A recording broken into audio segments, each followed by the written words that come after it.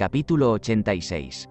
Cuando Monseñor de Bethencourt se hubo despedido del Papa, emprendió el camino de vuelta a su país, aunque no supiese qué hacer, si volver a España con su obispo, pero volvió a Francia y a Normandía, a su morada. Su obispo se despidió de él en Roma, y el dicho señor escribió al rey de España, y también escribió al maestre de la nave que le había conducido de Canaria a Sevilla, que cuanto antes le fuese posible completar su cargamento, que condujese su nave a Harfleur. Y la nave ya había partido.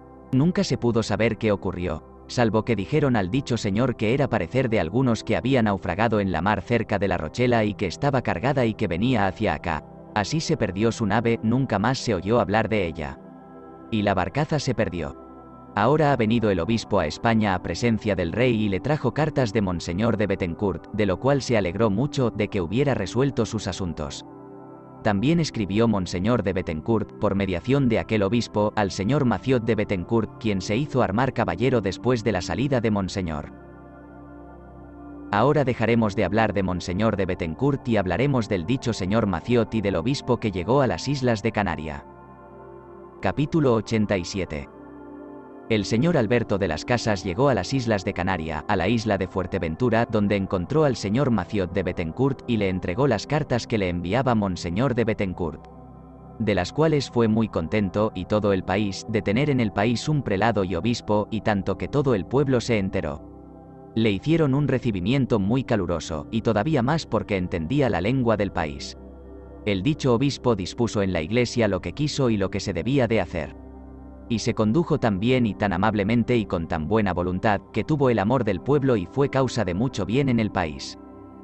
Predicaba bien, muy a menudo, ora en una isla, ora en otra, y no tenía ninguna soberbia. Y en cada predicación hacía rezar oraciones por su rey Monseñor de Bethencourt, su soberano señor, que era causa de su vida, es decir, de su vida eterna, de la salvación de sus almas. También en la plática de la iglesia se rogaba siempre por el dicho señor, que les había hecho cristianos. El dicho obispo se condujo tan bien que nadie podría quejarse de él. En cuanto se refiere al señor Maciot, no es preciso decir que es la misma bondadón. No hay rey ni príncipe, ni grande ni pequeño, que no diga de él mucho bien. Se hace querer bien por los grandes y por los pequeños, y principalmente por los del país. Y los del país empiezan muy bien a labrar la tierra y a hacer cultivos y a edificar. Toman un principio muy halagador.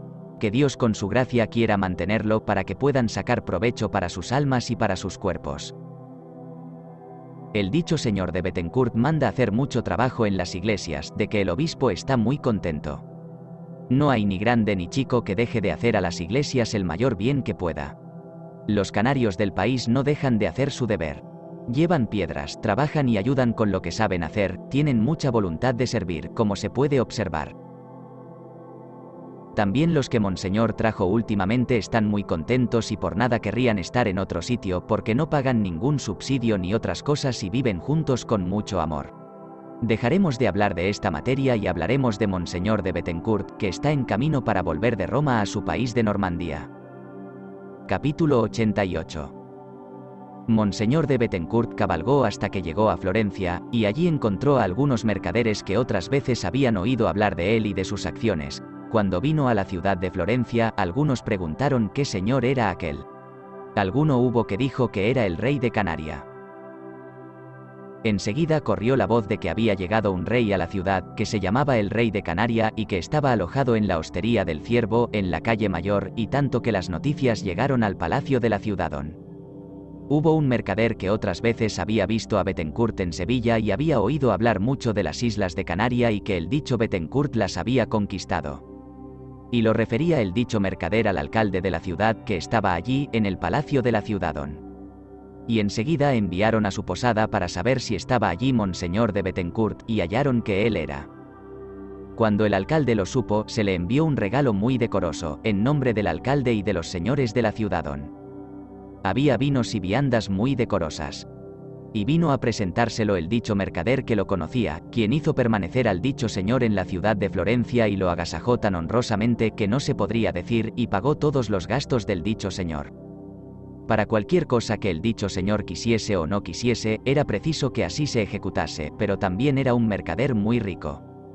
El dicho mercader había cenado con él en su casa de Sevilla y tenían los dos cierta familiaridad, y por algunas palabras que le dijo el mercader, Monseñor de Bethencourt lo reconoció. Al cuarto día de su estancia en aquella ciudad salió de ella y aquel mercader le acompañó más de 2 leguas. Y vino el dicho señor y cabalgó hasta que llegó a París, donde encontró muchas personas conocidas. Y estuvo durante 8 días en París para descansar. Y después de 8 días se fue a Bethencourt y allí encontró a la señora de Bethencourt y pasaron allí una temporada. No cabe preguntar por el recibimiento que le hicieron. Todos los señores y los hidalgos venían a verlo, y también los padres de los que él había llevado a las islas de Canaria, quienes decían: ¿qué tal está mi hermano? ¿Qué tal está mi sobrino? ¿Mi primo? Venía gente de todas partes. Y cuando el dicho señor hubo permanecidos bastante tiempo en Bethencourt, se fue a su morada de Grainville-le-Tinturiere, en Caux, y se alojó en su castillo. No cabe preguntar si fue recibido alegremente. Si la otra vez vinieron muchas personas de categoría, más todavía hubo ahora. Solo hubierais visto personas y regalos venir y traer. Y se quedó el dicho señor en el dicho lugar de Grainville por largo espacio de tiempo e hizo venir a Grainville a la señora de Bethencourt. Y después de algún tiempo el señor Regnault de Bethencourt volvió de la casa del duque Juan de Borgoña, el que fue muerto en Monterau-Fault-Lyon. El dicho Regnault era por aquel entonces su camarero. Y vino a ver a su mujer, que se hallaba en Rouvray, la que se llamaba señora Marie de Breaute. Y cuando supo que Monseñor su hermano había llegado, cuanto antes pudo vino a su presencia y se reunieron los dos cariñosamente, así como lo debían hacer, porque no eran más que 2 hermanos de padre y de madre, hijos del señor Juan de Bethencourt y de la señora María de Braquemont. Y Monseñor de Bethencourt, rey de Canaria, no tenía ningún hijo. Su mujer era una dama bella y joven, y él era ya muy viejo. Ella era descendiente de los de Fayel, cerca de Troyes en Champagne. No tardó mucho que el dicho señor y Regnault de Bethencourt su hermano tuvieron los dos gran pendencia y por nada, la cual pendencia hizo mucho daño a la señora de Bethencourt y al dicho señor Regnault, llamado Morelet. Ocurrió que en Grainville y a Teinturiere, el dicho Regnault había venido a ver a su hermano Monseñor de Bethencourt y se llevaban muy bien y afectuosamente. Y la señora de Bethencourt, que era una dama joven y muy alegre, se divertía con Monseñor de Bethencourt y con el señor Regnault, su hermano. Ocurrió que dijese a Monseñor de Bethencourt, su esposo: cosa más lícita y más apropiada hubiera sido que yo casase con el señor Morelet, vuestro hermano, y que vos casaseis con su esposa mi hermana, porque ella es mucho más vieja que yo, y Monseñor vuestro hermano es más joven que vos.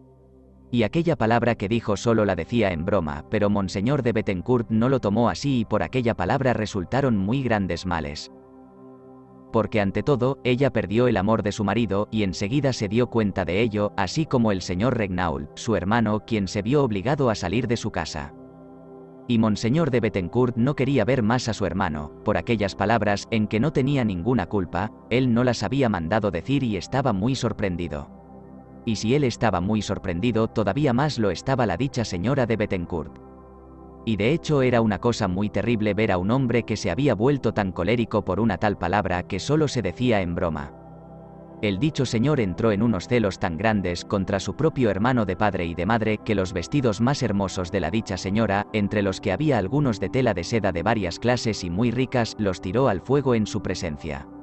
Bien podéis imaginar cuánto daño le pudo hacer, no tanto por los vestidos, sino por el procedimiento del dicho señor.